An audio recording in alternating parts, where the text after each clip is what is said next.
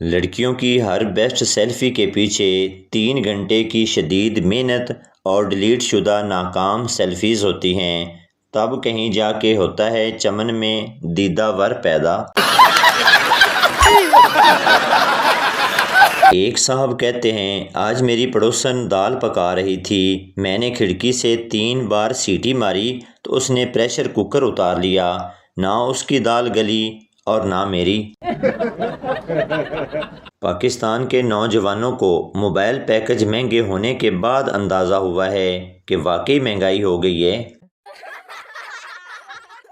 ایک بہت موٹی عورت سائیکل پر سوار تھی اور یہ گانا گا رہی تھی کہ دیکھا ہے پہلی بار ساجن کی آنکھوں میں پیار، راستے میں ایک بچہ بہت زور سے ہنس رہا تھا۔ عورت نے غصے میں پوچھا کہ کیوں ہنستے ہو؟ بچے نے جواب دیا کہ دیکھا ہے پہلی بار سائیکل پر ہاتھی سوار۔ ٹرین میں 2 مسافر جا رہے تھے، پہلا بولا یہ واٹس ایپ اور فیس بک اور ٹویٹر انسان کو بہت آگے لے جائیں گے۔ دوسرا، وہ کیسے؟ پہلا، اب مجھے ہی دیکھ لیجئے، 2 اسٹیشن پیچھے اترنا تھا۔ ایک لڑکا درخت کے پیچھے لڑکی سے باتیں کر رہا تھا، پاس ہی سے ایک بابا جی گزرے اور بولے، بیٹا کیا یہ ہماری تہذیب ہے؟ لڑکا بولا، نہیں بابا جی، یہ ساتھ والے گاؤں کی کنیز ہے، آپ کسی اور درخت کے پیچھے دیکھیں۔ عجیب لوگ ہیں، سوتے ہوئے بندے کو جگا کر پوچھتے ہیں، سو رہے تھے کیا؟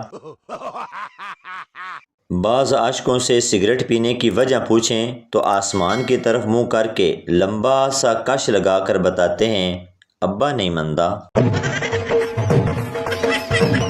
دوست بھی عجیب ہوتے ہیں، کمینوں کو معلوم بھی ہوتا ہے کہ پیپر میں ہماری کچھ تیاری نہیں، پھر بھی دل رکھنے کے لیے آل دی بیسٹ کہہ رہے ہوتے ہیں۔ جو شخص 12 سال روزانہ قومی ترانہ پڑھ کے بھی اسے بھول سکتا ہے، وہ آپ کو بھی بھول سکتا ہے۔ ایک بزرگ سے کسی نے پوچھا، میں اپنے عیبوں کے بارے میں کس طرح جانوں؟ بزرگ بولے، بیٹا تم اپنی بیوی کو اس کا ایک عیب گنواؤ، جواباً وہ تمہیں تمہارے عیب، تمہارے دوستوں کے عیب، تمہارے خاندان کے عیب، بلکہ اہل محلہ کے عیب بھی کھول کھول کے بتا دے گی۔ مریم دکان والے سے، چوہے مارنے والی دوائی دے دو، دکاندار گھر لے کر جانی ہے۔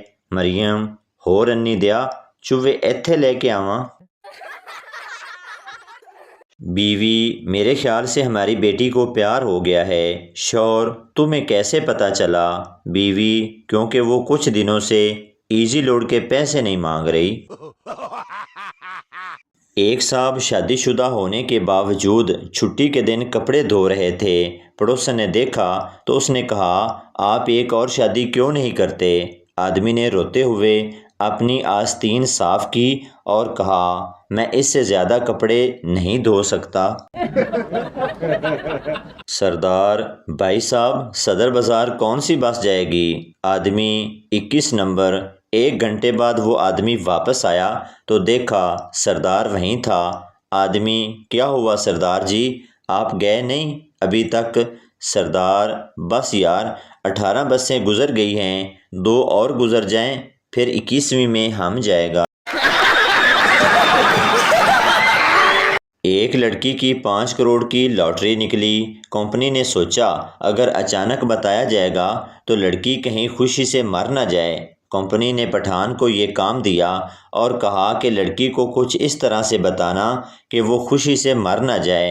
پٹھان نے جا کر اس لڑکی کو کہا، مان لو آپ کا 5 کروڑ کا انعام نکلے تو آپ کیا کرو گی؟ لڑکی نے خوشی بھرے لہجے میں کہا، آپ کے سامنے ڈانس کروں گی۔